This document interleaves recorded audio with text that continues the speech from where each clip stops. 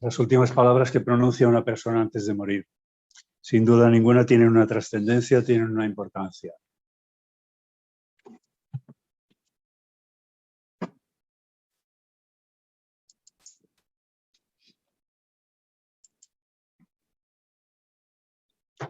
Leemos que por tus palabras serás justificado y por tus palabras serás condenado.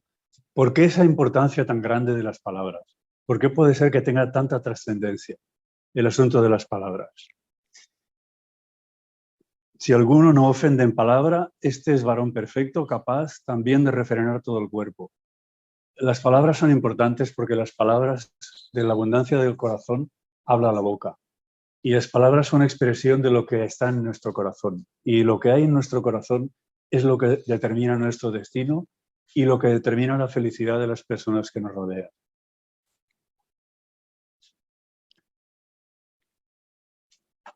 Hay palabras que calman la tempestad. Otras palabras las desencadenan. ¿Alguien ha estudiado eso? Hasta eso se ha estudiado. El número promedio de palabras que habla una persona en una semana daría para escribir 500 páginas. Mucho más de lo que imaginamos. Algunos hablamos menos y otros hablan más. Aquí os pongo unos epitafios, no son epitafios, son las últimas palabras de personajes famosos que se pudieron, de las que haya registro. Yo no he traído esto aquí para dar una nota de humor. Cuando las leáis, observad, daos cuenta que estas son palabras pronunciadas por una persona en el momento de su muerte, en la agonía de la muerte, enfrentándose a una muerte a la eternidad, en las puertas de la eternidad, sin esperanza, probablemente, o con muy poca esperanza. Y ahí tenéis, por ejemplo, lo que dijo Beethoven: aplaudid, amigos, la comedia terminó. No consigo dormirme, dijo otro, aún estoy vivo, Calígula. Dios me perdonará, es su oficio. Fijaos que esto no expresa la seguridad del perdón, expresa un perdón posible en el futuro. Daría cualquier cosa por tener algo más de tiempo, Elizabeth de Inglaterra. ¿Por qué lloráis? ¿Me creíais inmortal? Esto lo dijo Luis XIV. En contraste con eso, en la Biblia encontramos personajes, creyentes, hombres de Dios que han expresado, en lo que hemos visto en esas 4 o 5 declaraciones, vemos muy poca fe, vemos muy poca ejemplaridad y son poco edificantes. Pero en la Biblia encontramos multitud de ejemplos de personas que en sus últimas palabras han sido palabras que expresan lo que había dentro del corazón, de fe, de consuelo, de ánimo, de enseñanza para nosotros. Ahí tenéis Josué en su último discurso, que lo encontráis en el último capítulo de su libro, el libro que lleva su nombre, y una de las cosas que dice es: escogeos pues a quién sirváis. Yo y mi casa serviremos a Jehová. El último discurso de David, curiosamente, no lo encontramos en Salmos, sino que lo encontramos en 2 de Samuel 23. Ahí están las últimas palabras de David y yo he escogido esta frase: el Dios de Israel ha hablado, me habló la roca de Israel. Pedro dijo: procuraré con diligencia que después de mi partida vosotros podáis en todo momento tener memoria de estas cosas. Es decir, Dios se encarga no solamente de la inspiración, sino de la preservación de su legado sagrado. Y en esto estaba Pedro ahí. El texto que lo precede, si recuerdo bien, dice: estoy a punto de abandonar este tabernáculo, este campamento, que muchas traducciones han puesto estoy a punto de abandonar mi cuerpo. No es una traducción, eso es una interpretación, que a muchos les viene bien para defender su teoría de la inmortalidad del alma. Lo que dice es de abandonar este campamento, este esquené, este tabernáculo. ¿Qué no diremos de Pablo? Palabras llenas de ánimo, llenas de fe. He peleado la buena batalla, he acabado la carrera, he guardado la fe. Así que Dios tiene la corona reservada para mí, no solo para mí, sino para todos los que honran su nombre. Esteban, estas son las ultimísimas palabras. No hay duda. Señor, no les tomes en cuenta este pecado. Estas palabras son reflejo de las palabras que pronunció Jesús desde la cruz. Y esto demuestra que Esteban tenía el Espíritu de Cristo.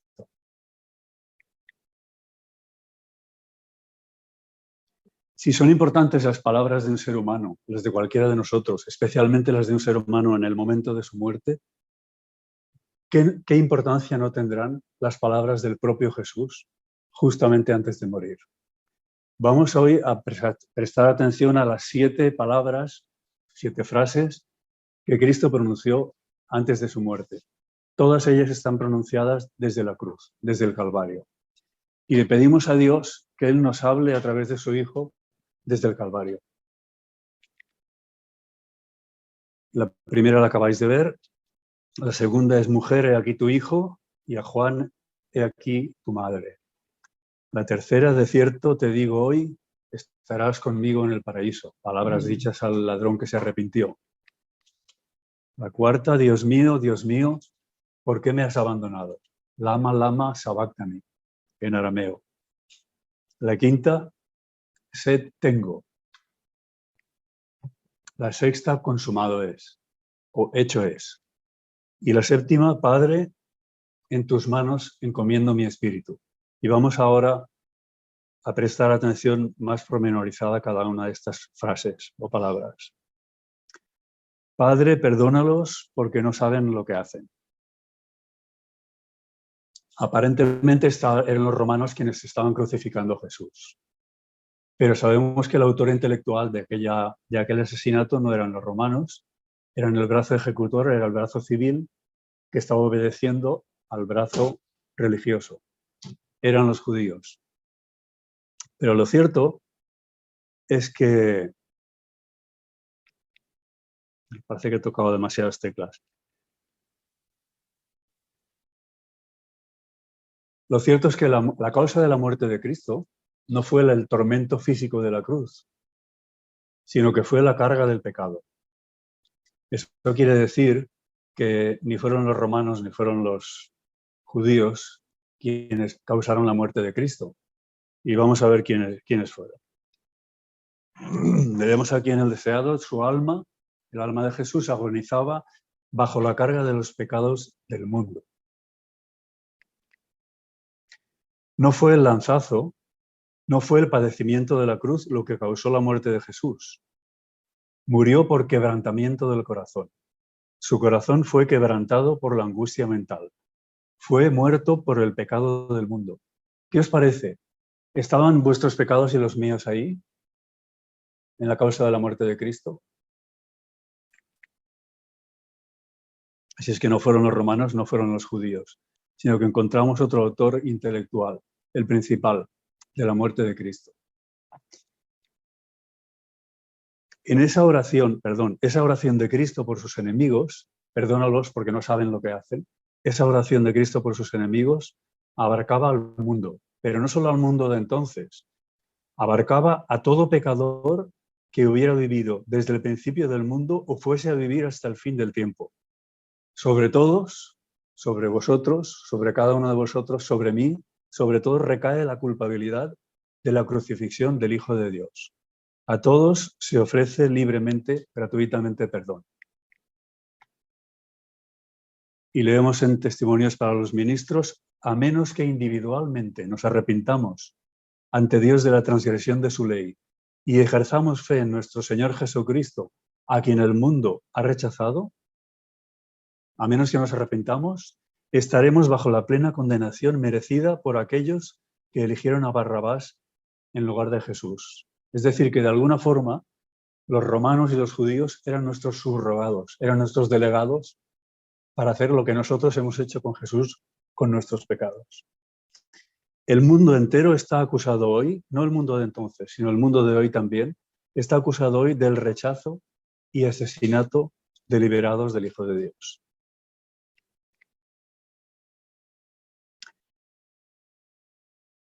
Pedro dijo esto: hermanos, sé que por ignorancia lo habéis hecho, como también vuestros gobernantes. Ahora, ¿vosotros creéis que romanos y judíos no sabían que estaban matando a un inocente? Pilato lo sabía perfectamente. La Biblia lo dice, sabía que por envidia lo habían entregado, por celos. Eso no lo sabían, eso lo sabían, pero hay algo que no sabían. No sabían que estaban matando al Creador, al Rey de Gloria, al Dios del universo, al Príncipe de la vida. Pero no solo ellos no sabían eso. Cuando nosotros cometemos pecado, sabemos que aquello no está bien. Pero tampoco nos damos cuenta, no comprendemos plenamente lo que significa el pecado, que significa volver a poner en la cruz a Cristo nuevamente. En cuanto lo hicisteis a uno de estos mis hermanos pequeñitos, a mí lo hicisteis, dice Jesús. Nosotros inmediatamente decimos, si yo hubiera estado allí, jamás hubiera hecho lo que hicieron los romanos o lo que hicieron los judíos. Puede que sea verdad, pero fijaos bien en esto. Pasad revista a vuestra vida y pensad cuál es la persona, de todas las personas que conocéis, cuál es a la persona a la que peor tratáis en este mundo. Pues yo puedo aseguraros una cosa, si Jesús estuviera aquí ahora, ¿no trataríais a Jesús mejor de cómo tratáis a la persona a la que peor tratéis en este mundo? Jesús se identifica con cada uno de sus hermanos pequeñitos. Ahí está hablando de la lengua. Con ella bendecimos a Dios, mi Padre, y con ella maldecimos a los hombres que están hechos a semejanza de Dios.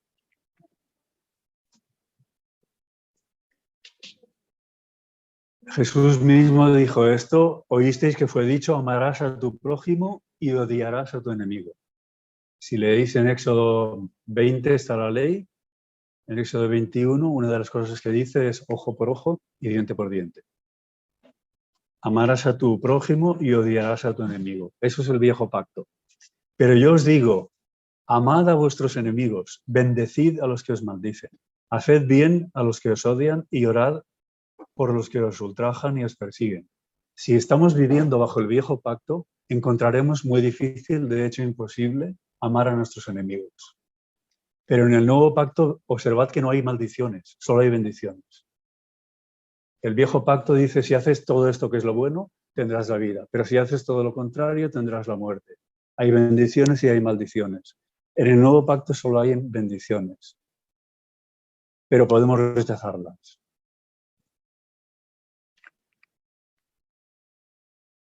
La segunda palabra o frase, mujer. Cristo desde la cruz, he aquí tu hijo. Y a Juan, he aquí tu madre. Jesús no quiso que su mamá, que su madre, dependiera de sus hijastros. Eran hijos de José, pero no hijos de María. Y ahí realmente se cumple que hay amigo más unido que un hermano. O más que un hermanastro. De cierto te digo hoy, estarás conmigo en el paraíso. Esos dos puntos o esa coma, dependiendo de la versión de la Biblia, no existe en el griego comas. La podemos poner donde nos parece que es más adecuado. Evidentemente el mundo evangélico en general la pone en el lugar incorrecto. De cierto te digo, dos puntos, hoy estarás conmigo en el paraíso. Pero sabemos bien, y recuerdo aquí el texto, que no hoy, sino mañana, tampoco, sino pasado mañana, el tercer día, cuando Jesús resucitó y se apareció a María Magdalena, Jesús no había subido al Padre, no había ido al paraíso todavía. La prueba está en que le dijo, suéltame, porque todavía no he subido a mi Padre. Aún no he recibido la aprobación del Padre de que mi vida ha sido perfecta y mi sacrificio ha sido un sacrificio perfecto. Jesús estaba en el Calvario, crucificado, fue contado entre los transgresores. Estaba crucificado entre dos ladrones, a su mano derecha uno, a su mano izquierda el otro. Esos dos ladrones, en el Calvario hay una representación de toda la humanidad. Pero en ese sentido, en el sentido en el que voy a presentarlo, la humanidad no está representada en Cristo, sino en los dos ladrones. O estamos en un ladrón o estamos en el otro. Los dos ladrones estaban en una situación en la que no podían hacer absolutamente nada por salvarse. Los dos querían salvarse. ¿Os dais cuenta que todos en el mundo estamos o en esa situación o en la otra? Nadie se puede salvar, todos nos queremos salvar, pero uno reconoció su pecado, se arrepintió y se entregó totalmente en manos de un Salvador, que por aquel entonces era un Salvador crucificado y agonizante, un Salvador moribundo. Pero él en aquella corona de espinas, iluminada por el Espíritu Santo, vio una corona regia, una corona de rey. Le dijo, acuérdate de mí cuando estés en el paraíso. Y dijo, nosotros recibimos lo que merecieron nuestros hechos. Le dijo este ladrón al que no se arrepintió. Una vez escuché una historia, y no lo recuerdo bien porque hace muchos años. Se refiere al zar, creo que es el zar segundo de Rusia, del año 1904 o cosa así.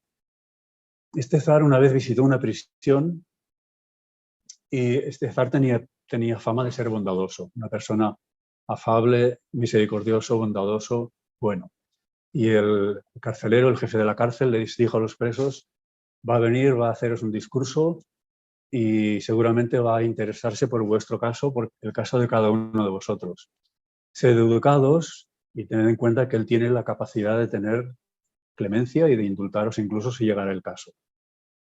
Y efectivamente acudió el zar a aquella prisión, todos los presos lo escuchaban con atención, dio su pequeño discurso y luego les dijo, me gustaría que cada uno de vosotros venga y me explique cuáles son las causas por las que cree que habría de salir de esta prisión. Y uno detrás de otro fueron explicándole su caso y le dijeron que era injusto que estuvieran allí, que él estuviera allí porque él no había hecho aquello, otro le decía porque tenía tales y tales agravantes. Y hay uno que no quería salir del banco donde estaba y el zar lo tuvo que llamar, le dijo, venga aquí usted. ¿Y por qué este no viene y no dice nada? Y el otro con la cabeza baja le dijo, porque yo no tengo ningún pretexto, yo estoy aquí merecidamente. Hice un delito y tengo que estar aquí. Y entonces a ese justamente fue al que indultó el zar de Rusia. Recibimos lo que merecieron nuestros hechos.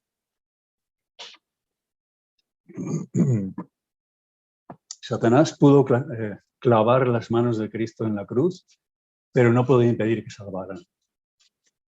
¿Os imagináis qué diferente la experiencia de la muerte del ladrón que se arrepintió con la seguridad del perdón, con la tranquilidad, la seguridad de la vida eterna? ¿Y qué alegría tendrá cuando pueda ver a su rey, al que él reconoció como rey cuando muy pocos lo reconocían como rey, por no decir ninguno? Él le dijo, cuando vengas en tu reino, reconociendo su carácter regio. Y ahí estará el ladrón arrepentido, y no será un cielo distinto al cielo de Pablo y al de Pedro y al de Enoc y al de Elías y al de los que nos salvemos. Es el mismo cielo. No tuvo mucho tiempo para hacer grandes cosas, pero con toda seguridad, si él hubiera podido bajar de la cruz, lo primero que habría dicho es, habladme de Cristo, vosotros que lo habéis conocido. Explicadme cómo era, qué os enseñó, poniéndome en contacto con él. Todo eso él lo podrá aprender, todo esto que nosotros podemos aprender aquí, él lo podrá aprender en el cielo, en muy poco tiempo. Pero él nos dice más, nos dice que tú también estarás conmigo en el paraíso. Pero fijaos bien en qué consiste el paraíso, porque es muy importante. El paraíso, ¿cuál creéis que es el paraíso para el ladrón arrepentido? ¿Qué es lo primero que buscará en el cielo? ¿Calles de oro? ¿Tesoros? ¿A quién buscará? El paraíso es Jesús. Eso quiere decir que si nosotros en esta tierra, aquí, nos encontramos en el paraíso justamente cuando no estamos con Cristo, es muy posible que el cielo no sea un paraíso para nosotros. Y Dios no va a darnos lo que nosotros no vamos a aprovechar, lo que no sería un paraíso para nosotros, sino una causa de aburrimiento o de tormento. Dios mío, ¿por qué me has desamparado? Jesús no solo se sentía desamparado por los sacerdotes, por su pueblo, no solo se sentía desamparado por su propia familia, por sus discípulos, sino que en este momento se sentía también desamparado de su Padre. No sentía que su Padre estuviera con él. Estaba colgando en una cruz entre el cielo y la tierra, sintiéndose desamparado del cielo y de la tierra. Jesús estuvo en la cruz aproximadamente 7 horas, de las cuales 6 horas obrando para nuestra redención, para nuestra salvación, y 1 hora reposando en el reposo de la muerte, del sueño. no solamente era víspera del sábado, sino que además era víspera de la Pascua. Y en la Pascua lo que típicamente hacían los rabinos era leer el Salmo 22. Cuando tengáis tiempo, por favor, dedicadle un tiempito, si puede ser esta tarde, Salmo 22. Porque el Salmo 22 no contiene las palabras que Cristo pronunció en la cruz, como hoy estamos analizando, pero contiene algo más y algo mejor, que son los pensamientos que transcurrieron en la mente de Cristo mientras estuvo allí en la cruz y en el Getsemaní también. Recordad que cuando tenía 12 años, el Espíritu Santo le dijo a Jesús, cuando estaba absorto mirando aquellos sacrificios que durante años y años habían ofrecido los sacerdotes sin comprender el significado de aquellos sacrificios, y aquel niño de 12 años, el Espíritu Santo le dijo, tú eres el Cordero. Ahora Jesús les estaba diciendo a los sacerdotes, a los dirigentes del pueblo de Israel, yo soy el Cordero.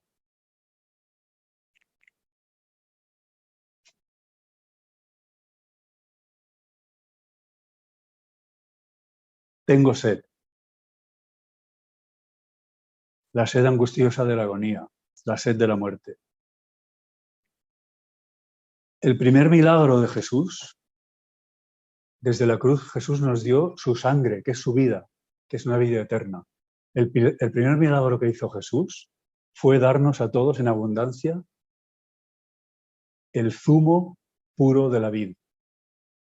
El mosto, el vino sin fermentar, el zumo puro de la vid, fue lo primero que Él nos dio. En contraste, lo último que nosotros hicimos con Él fue en su terror de la muerte, en su agonía, en la sed acuciante, darle ese vino corrompido, transformado en vinagre que Él no pudo beber.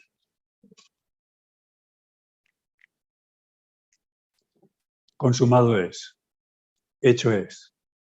El sacrificio de Cristo es perfecto y es completo.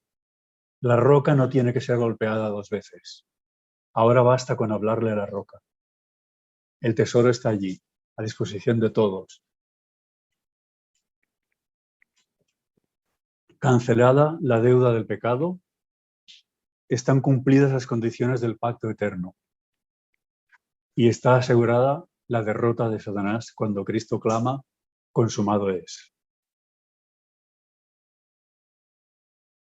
Recordad en el Sinaí, en Horeb, que es otro nombre del Sinaí, había una roca herida. No solo estaba ahí, solemos identificarlo con la ley, pero había mucho más que la ley. Ahí estaba la gracia.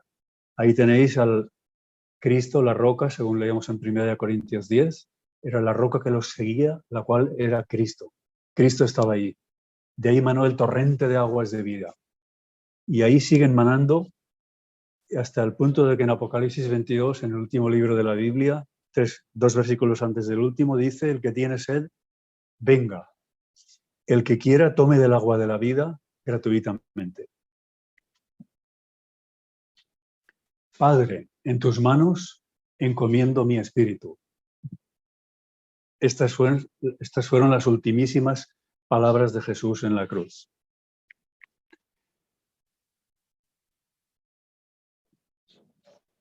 Ahora está turbada mi alma. ¿Y qué diré? Padre, sálvame de esta hora. Mas por esto he venido en esta hora.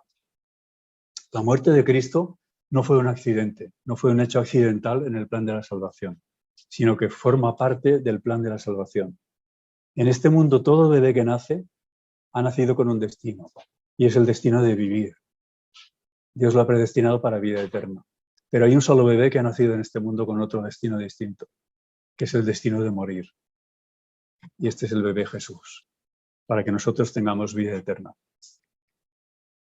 Leemos en Juan 10, por eso me ama el Padre, porque yo pongo mi vida para volverla a tomar. Nadie me la quita. No se la quitaron los romanos, no se la quitaron los judíos. Él la puso cuando quiso tomar tus pecados y los míos, los pecados de todo el mundo, sobre sí. Yo de mí mismo la pongo. Él era la víctima y él era el sacerdote, el que estaba oficiando en aquel sacrificio, nuestra Pascua. Estas palabras que veis aquí son las primeras que pronunció Jesús de las que tengamos registro en la Biblia. ¿Por qué me buscabais cuando se perdió en el primer viaje a Jerusalén? ¿No sabíais que en los negocios de mi Padre me es necesario estar? Esa fue son las primeras palabras registradas de Jesús. Las últimas registradas: en tus manos me encomiendo mi espíritu. Podéis observar cuál fue el secreto de la victoria de Jesús. No fue tomar una naturaleza distinta a la nuestra, mejor, superior, por nacimiento. No fue el estar en una familia privilegiada, en la que no era una familia ideal, sino que fue encomendarse a su Padre continuamente desde el principio hasta el final. Y eso mismo es el secreto de nuestra victoria también. En todo lo que hacemos, en todo lo que pensamos, en todo lo que decimos, encomendarnos a nuestro Padre Celestial en nombre de Jesús, su Hijo. Jesús se apareció después de una pequeña entrevista con el ángel. El propio Jesús se dirige a María Magdalena la mañana de su resurrección y le dice: mujer, ¿por qué lloras? ¿A quién buscas? Ella estaba turbada y no lo reconoció. Le dijo: busco a Cristo. Dime dónde está. Si tú lo has desenterrado, dime dónde está. Y era él mismo quien hablaba con ella. Realmente no había motivo para la tristeza. Toda potestad me es dada en el cielo y en la tierra. Son una de las últimas palabras de Jesús antes de ascender. Y en Apocalipsis leemos: yo soy el primero y el último, el que vive. Estuve muerto, pero vivo, por los siglos de los siglos. Amén. Y tengo las llaves de la muerte y del Hades. Hoy en día Jesús no está enterrado en Jerusalén. Jesús ascendió y en forma humana, llevando nuestra forma humana, está sentado a la diestra del Padre. Tenemos un hermano con mayúscula, tenemos un sacerdote fiel, un sumo sacerdote a la diestra del Padre. Y el que tenemos está lleno de compasión hacia nosotros, lleno de amor, y toda potestad le ha sido dada en el cielo y en la tierra. Realmente no hay motivo para la tristeza.